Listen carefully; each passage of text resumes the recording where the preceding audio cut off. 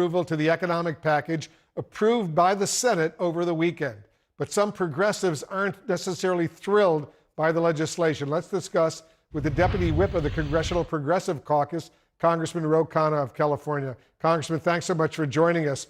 Senator Bernie Sanders said he was disappointed that this bill goes nowhere near far enough, but he still voted for it. Will progressives in the House do the same? Will they all get behind this bill as written? We will, Wolf.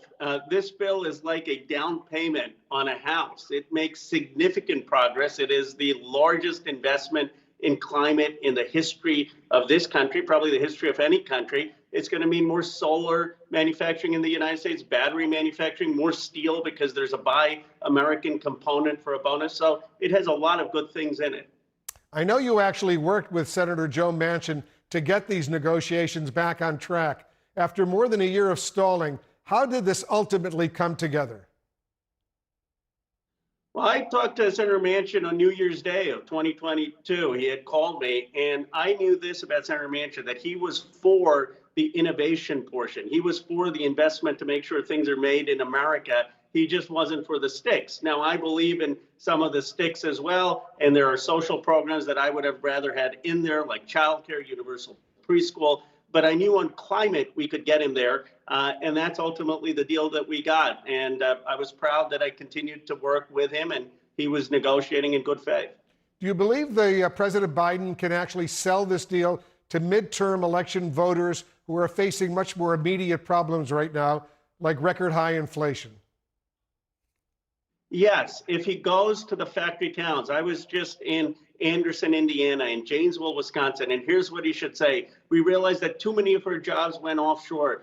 We couldn't make masks in this country. You know why things are expensive? Because we're having to ship them from China, from Taiwan. They're costing $14,000 on containers instead of $2,000. This is a bill about making stuff in America. We're going to bring production back. That's going to make us more self-sufficient and lower costs. And I think if he goes out there to the heartland, to factory towns, to Black and brown communities, he can sell this. But he has to get out there and not just stay in Washington. How long do you think it will take, Congressman, for Americans to actually feel the benefits of this bill?